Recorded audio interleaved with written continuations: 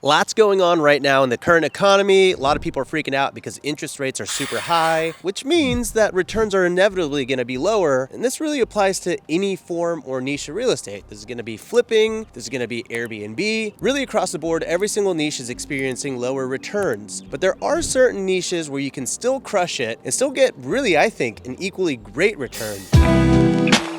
All the houses that you see to the side of me are really great prospects for what we're going to be talking about today, which is wholetailing, the new sexy bad boy of real estate.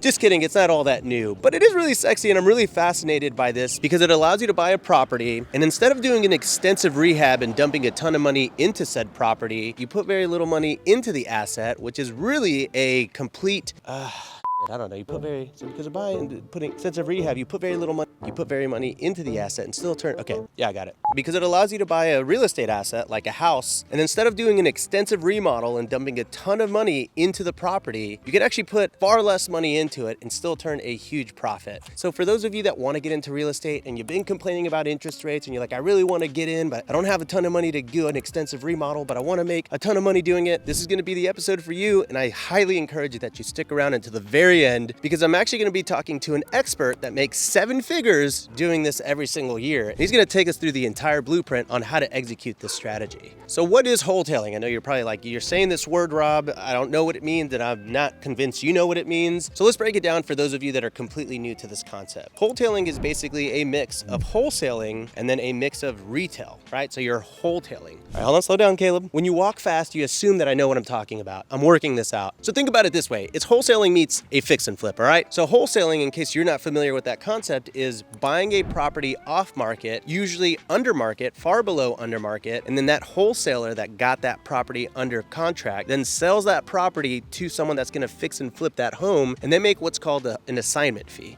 Wholesaling is gonna be the lowest barrier to entry in all of real estate. I would say if you really wanna get into real estate with $0, wholesaling is gonna be the way to do that. Now, the next part of the wholesaling process after it's been sold to the flipper is that the flipper will then put a ton of money into that property, rehab it. Sometimes it's just cosmetic, but a lot of the times it can be doing new floors, new sheetrock, new electrical. Really, it's a roller derby right now, a monster truck rally all of a sudden. Who can say where the road goes? I was just kidding.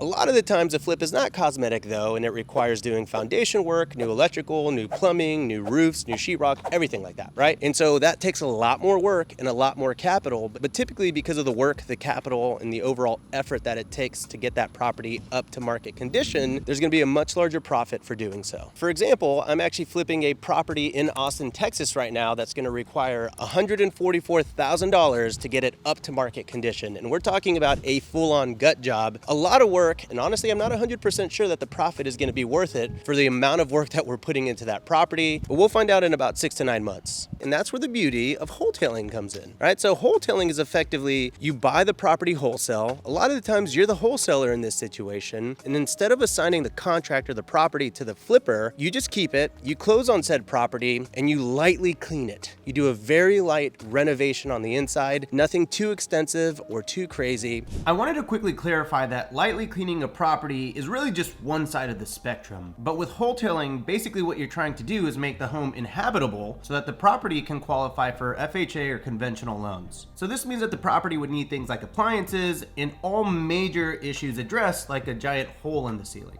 So on one end of the spectrum, you're cleaning the house out, doing a deep clean. On the other end of the spectrum, you're usually just doing very, very light cosmetic work and repairs. And once that property is cleaned up, you relist it on the MLS, and usually it makes a pretty decent profit. And sometimes if you run your numbers right, it actually makes you the same profit than had you executed a full-on flip. But most of the time it falls in between. So if you think about it as a spectrum, wholesaling requires the least effort and money, and thus the return is gonna be a lot less. A lot of the times these wholesaling assignment fees can be 10, 20 grand, right? It really is going to depend on the price of the property. Then you got wholetailing, which is in the middle. That requires you to go out and find a property in which the owner is willing to sell to you under market. You have to close on that property, usually with hard money, pay the closing costs, you clean it up, you do a very, very light renovation. Maybe you paint the walls or paint the cabinets, and then you sell it. And then flipping or rehabbing requires the most time and effort because you have to go out and find the deal, right? You have to find the wholesaler that's going to give you the deal. You have to pay the wholesaler their assignment fee. You have to get a hard money moneylender to lend on that property. You have to spend anywhere from 3 to 12 months renovating that property, and then you have to stage it, then you list it on the MLS, sell it, and make a profit. So typically the ultimate payout is commensurate with the amount of time, effort, and money that goes into the project. And wholetailing is really that sweet spot in between that I'm seeing people make massive profits on for really not a ton of effort. I mean, what do you think? Is it a ton of effort, Caleb?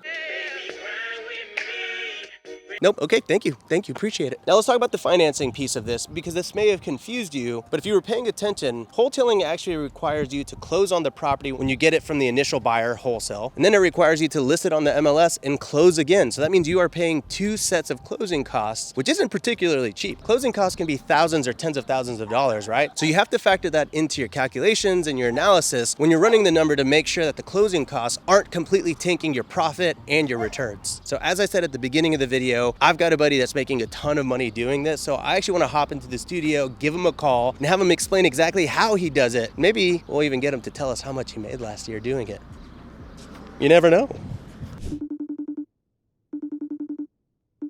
What qualifies for a wholetail versus a fix and flip? Because as I understand it, wholetails really, you're in and out a lot faster than with the typical flip. So what's going to be the difference when you're analyzing a specific property? The way I underwrite it, there's really not a difference, right? And so when you look at my strategy, I am focused on finding and buying really good deals that have multiple exit strategies. So when I'm underwriting a deal, I'm purely looking for, can I buy this at the price point that I want to buy it at that makes sense? So if I can get there and get it at a 60% discount, then I know that property will work if I want to keep it as a rental. I'll know it'll work if I want to fix and flip it long term. I'll know it'll work if I want to wholetail it and not do a renovation and put it on the market. And I know it'll work if I want to assign it and not close on it at all. First and foremost is, can I buy this at the price point that makes sense for my business? And then 9 times out of 10, Rob, I'll close on it and not really have decided what I'm going to do with it yet until I have time to sit down and think through what I'm doing with each individual property. Here's what I really love about what Henry had to say, because I really believe that it applies to all investors across the board. And it's that you should have multiple exit strategies for whatever you do in the game of real estate. See, Henry goes into every purchase knowing that if he buys deep enough, meaning at a deep enough discount, then the world is his oyster in terms of how much money he can make on that particular property. So while this video is specifically about wholetailing, what I want you to take away is that there's a little bit of technique and strategy in deciphering if a property will work better as a wholetail versus a full-on flip. A prime example of this is a deal that Henry is currently working on right now. I bought a house recently. Purchase price was $180K. Renovation budget is $65 to $70K, and sale price would be $375,000. So 6-figure spread there. 6-figure spread on that one. And so I bought it, obviously, because it's a good deal, would make a great fix and flip. But it's also one of the bigger houses that I currently own and one of the heavier remodels that I would have to do. Because we picked up several more houses right after that one, I'm now going to pivot and I'm going to go ahead and clean that sucker out. And then we're going to stick it back on the market and we're going to list it at $250,000, right? So a substantial discount from what its ARV is. So you bought it for 180 and you're gonna list it for a $70,000 delta? Yep. Notice that Henry just said that he's pivoting his strategy. And here's where we get into more of the high-level technique I was talking about earlier. Henry could execute a full-on flip with this property and make a lot more money. However, by doing so, that would potentially hold up more of his capital and stop him from doing more of the deals that he has in his pipeline. Whereas if he goes the in-and-out wholesale route, then he can still make a good spread very quickly relative to a full-on flip and move on to the other projects that he has lined up much faster, which would ultimately make him more money collectively than doing one full-on flip. So there's a lot of planning and scheduling and financing that really needs to be worked out, which Henry has no problem doing because he's a high-level real estate sniper. I know this is kind of nuanced, but you can sort of think of this as picking your battles in the game of real estate. Do you want a bird in the hand or 2 in the bush? And that question right there is real estate summed up for you, folks.